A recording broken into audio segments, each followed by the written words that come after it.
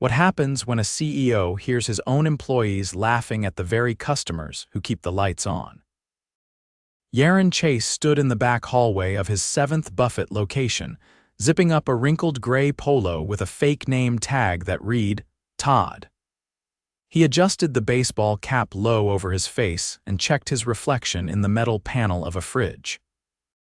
He looked nothing like the man in the company's founding photo, the one framed in every location. That was the point. This place had opened 6 months ago in a busy strip off the interstate. It was supposed to be the crown jewel. But recently, numbers had dipped, complaints had gone up, and staff turnover was higher than any of the other 6. On paper, nothing made sense. He hadn't met any of the workers here. None of them had ever been to corporate. That's how he could walk in as a trainee cashier without raising eyebrows. His assistant had listed him as a new hire through a temp agency. With the staff shortages lately caused by poor scheduling and 2 people quitting in 1 week, they were desperate enough not to ask too many questions. The manager, a stocky guy in his 30s named Rick, didn't even glance at him when he handed him a dusty punch card. "Clock in, man. Register's yours for the lunch rush. You've worked a register before, right?" Yaron nodded. "Yeah, a while back. No training. No welcome." He was just tossed out front. The buffet was already filling. Families, truckers, construction workers in dusty boots all piling plates high. A woman with 2 kids asked if they had any dairy-free desserts. Yaron turned to ask someone. No one looked up. He figured it out himself. A few hours in, he started noticing things.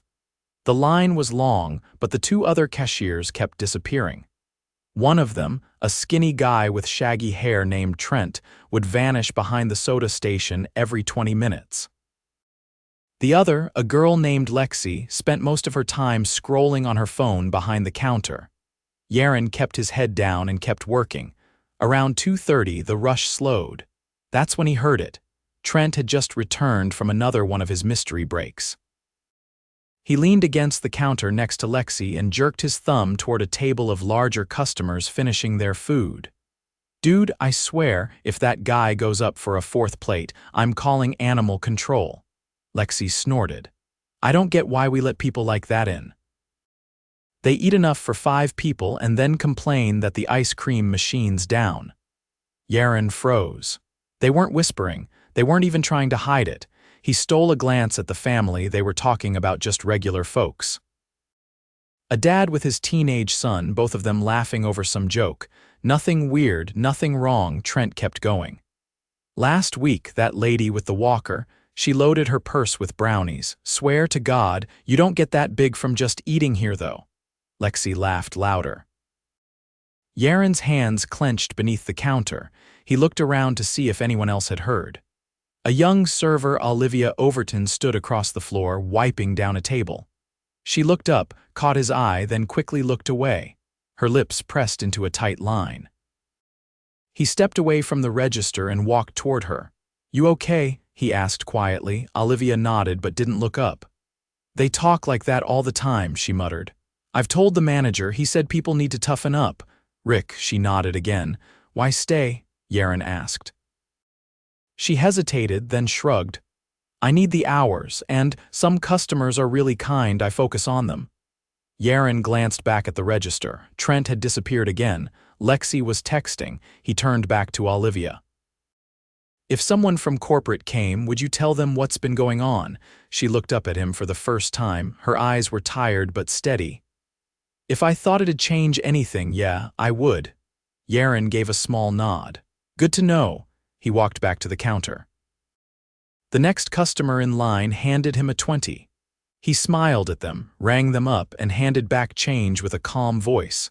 But inside, he was already planning what tomorrow would look like. The next morning, Yaron arrived an hour before his shift.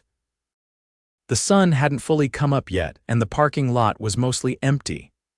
Inside, the lights were half on, casting a dull glow across the buffet line. A single figure stood by the coffee machine, wiping down the counters. It was Olivia. She jumped slightly when she saw him. "Didn't expect anyone else here this early," she said, brushing a strand of hair behind her ear. You new guys usually don't show up till the minute before clock-in. Yaron set his backpack down by the wall. Figured I'd see how things get set up. Need help? Olivia hesitated, then handed him a clean rag. You can start on the sneeze guards, they get cloudy overnight. They worked in silence for a few minutes. The floor was quiet, apart from the hum of the refrigerators and the occasional clatter of trays being stacked. Eventually, Olivia spoke again, her voice low. You ever work somewhere where it felt like everyone was just waiting to give up? Yaron didn't answer immediately. He wiped down a section of glass, watching the streaks disappear. Yeah, once, but it didn't start that way, she nodded. This place, it drains people.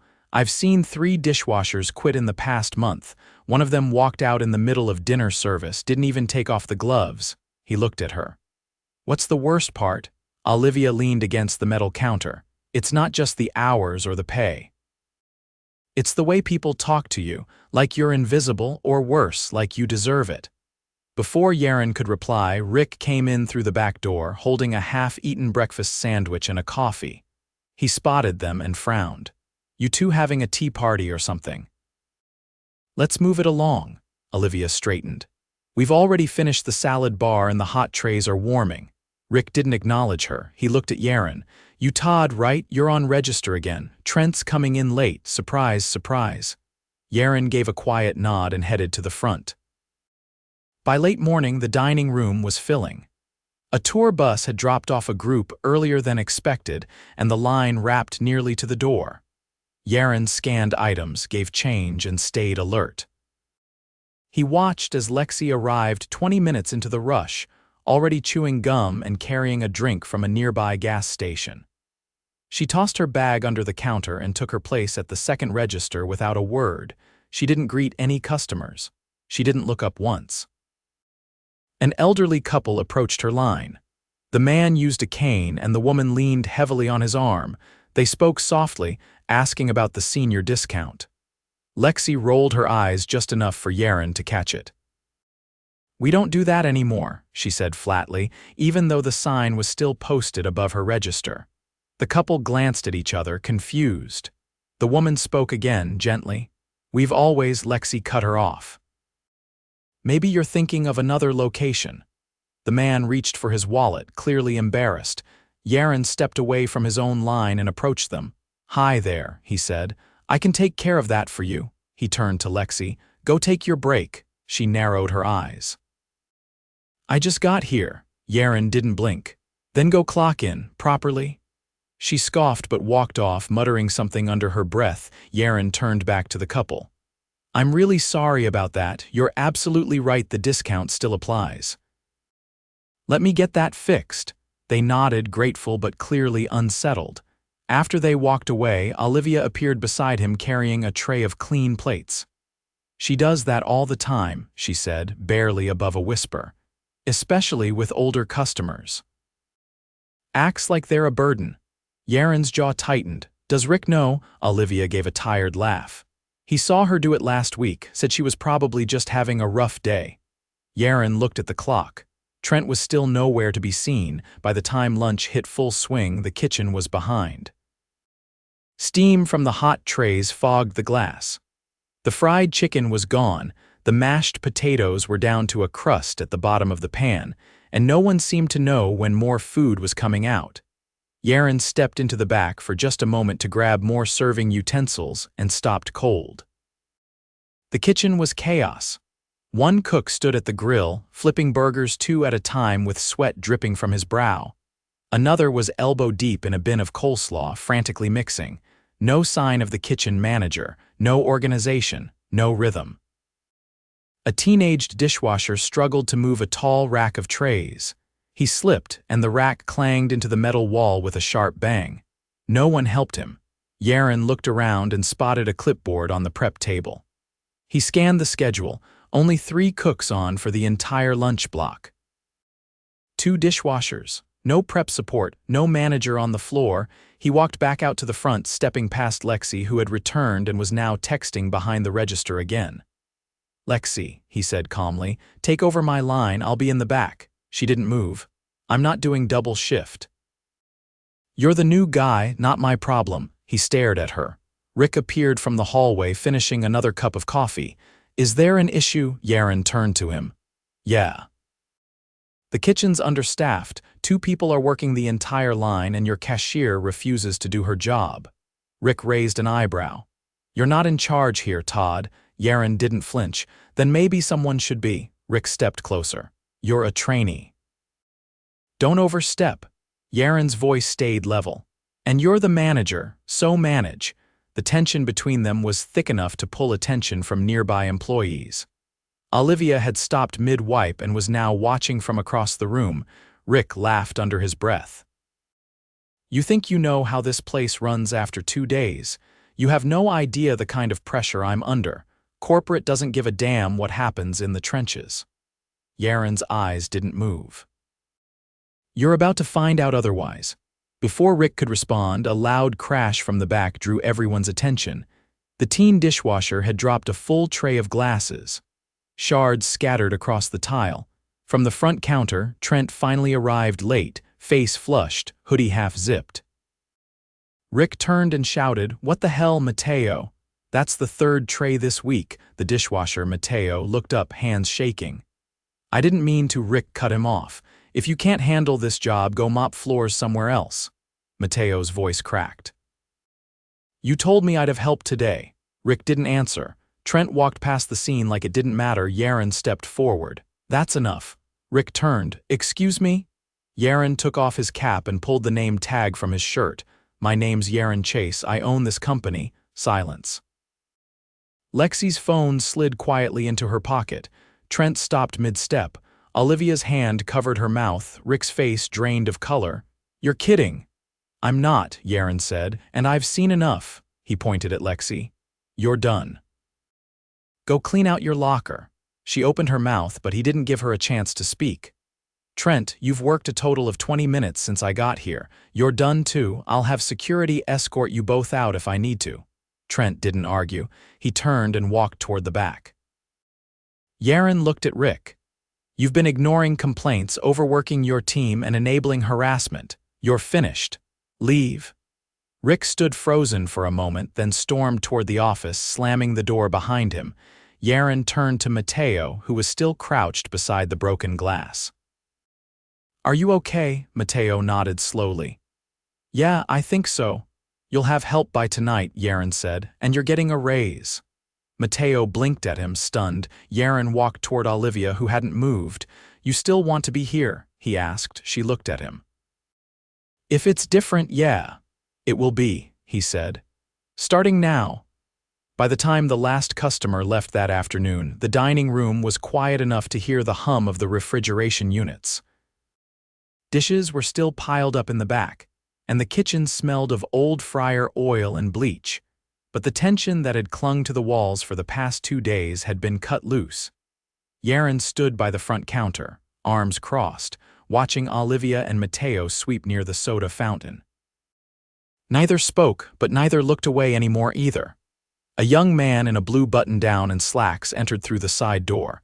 He carried a slim laptop bag and looked out of place among the steam trays and laminated menus.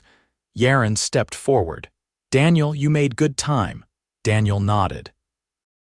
Left HQ the second you called. You want me to start with staff files or the camera review? Start with the files. Focus on scheduling, hours logged, write-ups, everything Rick signed off on. Daniel pulled out a tablet and got to work at a side table. Yaron turned to Olivia and Mateo.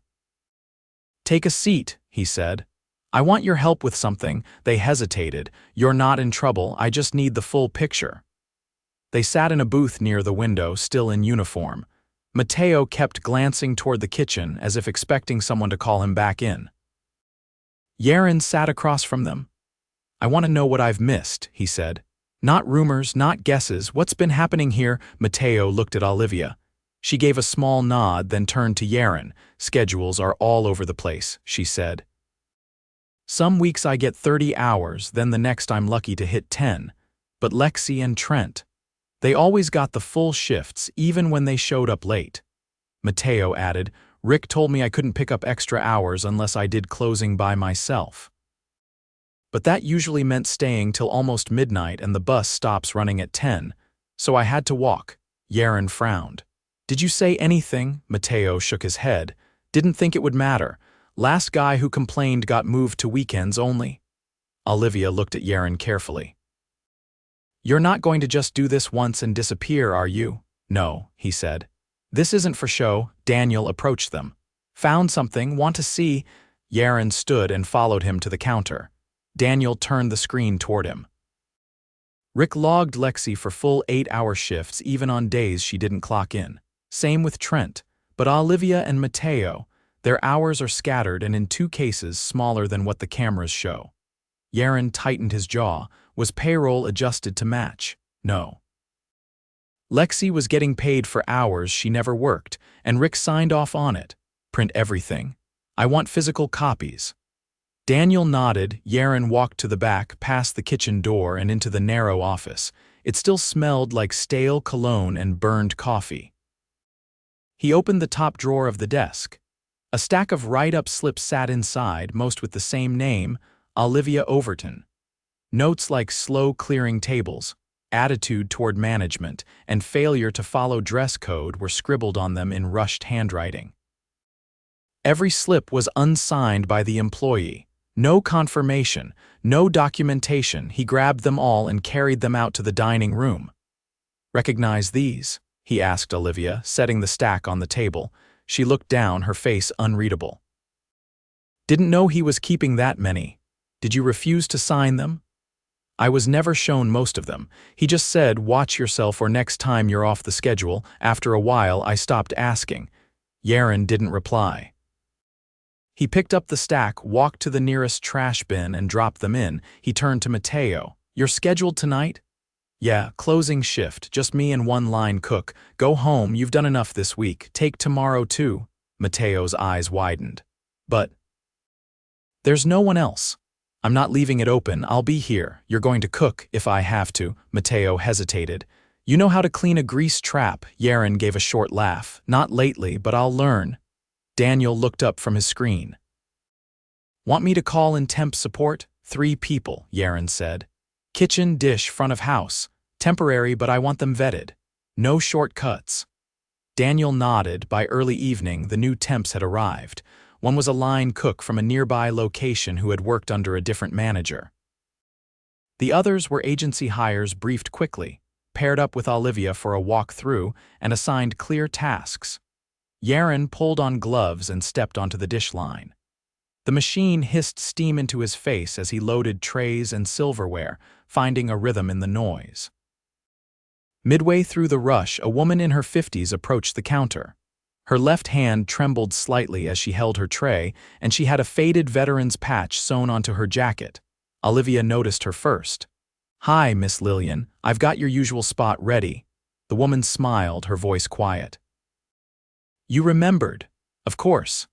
Yaron watched from the dish pit as Olivia walked her over to a corner booth and brought her a glass of water without being asked. He turned to one of the temps. That customer, she a regular? Every Thursday, the young man said. Always alone, brings a crossword. Never complains. Yaron nodded slowly. He glanced around the dining room. For the first time since he arrived, there was no shouting, no eye-rolling, no cashiers leaning on counters, just the hum of a normal dinner service. Later, after the last table cleared, Yaron stepped outside for air. Olivia joined him near the dumpster, wiping her hands with a towel. So, she said, how long were you planning to keep the act going? He shook his head. I didn't think it would get this far. You should have seen Rick when you left yesterday. He texted half the staff telling them not to talk to anyone from corporate, said it'd blow over. Yaron looked out over the dark parking lot. It won't blow over. She leaned against the wall. I don't think I've ever seen someone like you do dishes. I forgot how much heat those machines give off. You forgot how to duck too, your shirt's soaked, he laughed. Fair, she folded the towel slowly. You're bringing someone else to manage, aren't you? Yes. Someone who understands balance, not just numbers. You already have someone in mind, I do. Her name's Renee, she's been running the central location for 4 years. Olivia raised an eyebrow. Isn't that the flagship spot? Yeah, she started as a server, worked her way up. Olivia nodded. Good, this place needs someone who's earned it. Yaron looked at her. And you thinking of staying, she hesitated. Depends. On whether the change sticks, whether people like Mateo get treated right, whether we stop pretending that customers are the problem. Yaron nodded once. Then stick around, help me make sure of it. She didn't answer right away. I'll stay, she said finally, but I'm not keeping quiet. Don't, he said. That's exactly why I want you here. They stood in silence for a moment, the buzz of a distant street lamp the only sound. Then Olivia turned back toward the door. You coming in, still dishes left. I'm on my way. As she disappeared inside, Yaron stayed back a second longer, letting the night air settle around him. He knew the real work was just beginning. But for the first time all week, he could say something he hadn't felt in a long time. The company was finally waking up. 2 weeks later, the smell of fresh paint still clung faintly to the walls near the buffet line. The menu board had been replaced with a cleaner digital screen, and the lighting in the dining room had been adjusted to cut the harsh glare that once bounced off the plastic booths. It wasn't a full renovation, but it signaled something important. The shift was real. Yaron sat in a corner of the office, reviewing a detailed breakdown of labor hours and supplier costs. Renee, the new manager, stood beside him, flipping through a clipboard filled with handwritten notes from her first 10 days. She wore no nameplate, just a dark polo and an apron, same as the rest of the staff. Kitchen stabilizing, she said. Still short during weekend dinner, but we've got coverage for midweek. Mateo's picking up extra shifts, but on his terms. He's not closing back-to-back anymore. Yaron nodded. And Olivia? She's been helping train 2 new hires, quiet leadership, the kind that sticks, he looked up. You comfortable taking full responsibility here, no safety net? She didn't hesitate. If I wasn't, I wouldn't be asking to drop the interim title. Yaron smiled slightly.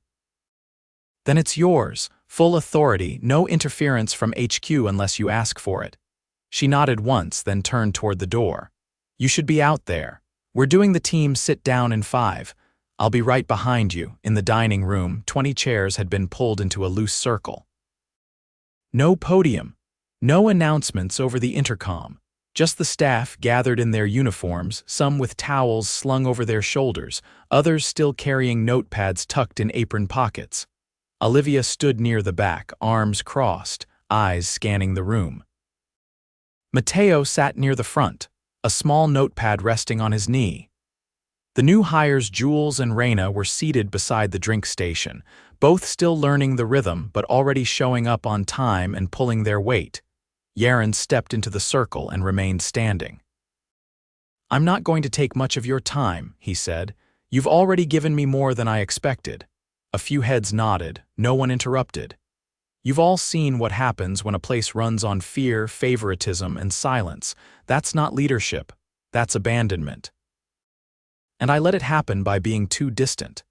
He looked around the room, meeting eyes without lingering. You deserve better, so here's what's changing and already has. He gestured to Renee. You have a new manager. You've probably figured out by now she doesn't care about titles. She cares about performance and respect. She'll protect both, he continued. We're setting up a rotating feedback session led by staff, not managers. Every 2 weeks, you'll meet without supervisors in the room and your notes will go to HQ directly. A rustle of surprise ran through the group. Suppliers are being reviewed. We found contracts Rick approved that weren't competitive. We've already reduced costs without cutting quality. That money's being redirected, he paused. Starting this month, everyone who's been here more than 6 months will receive a wage adjustment. Not a bonus, an increase, permanent, based on hours, not job title, and moving forward, no unapproved overtime, no sketchy schedule gaps, and no favoritism. Mateo raised a hand cautiously. What if someone starts getting lazy again, like Trent and Lexi did? Yaron nodded. Then they're out. Immediately. No second chances for disrespect. The standard's been reset. He looked at Olivia. You had every reason to walk away, but you stayed, so I want you to lead the first peer feedback session. Her eyebrows lifted slightly. You sure? You've already been doing the work. Just without the recognition. She didn't answer right away. Then, quietly, I'll do it. Renee stepped forward. Also, starting next week, we're shifting how we handle breaks. No more skipping meals to finish side work. If you're on the clock, you get to breathe. That's not a perk, it's baseline.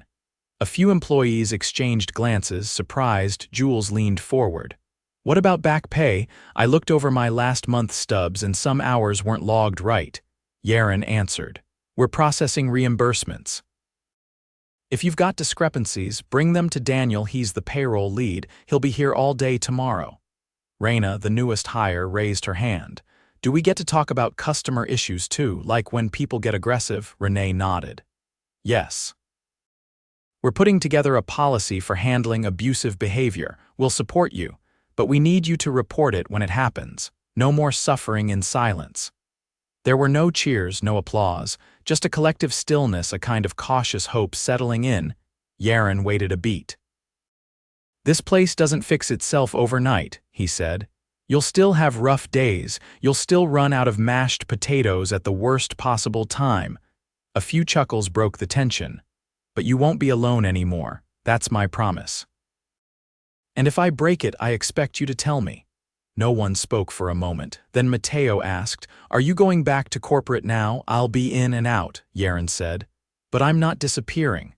I've blocked off 2 days a month to be on site at one of our locations, not in a suit. Not behind a desk. He looked at Olivia again. You ever see me slipping, call it out.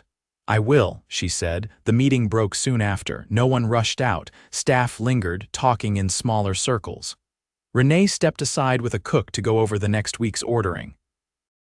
Matteo scribbled something into his notepad. Jules asked Olivia about how to handle a picky customer without making it personal. Yaron walked to the front counter. For a moment, he just stood there, hands resting on the edge, looking out over the now empty dining room. A few families were just beginning to trickle in for the early dinner crowd. A boy in a red hoodie pointed excitedly at the dessert station. His mother gave a tired but genuine smile. Renee joined him. Feels different already, she said. It does. You sure you're ready to trust someone else with this place? I'm not trusting someone else, Yaron said. I'm trusting the right people.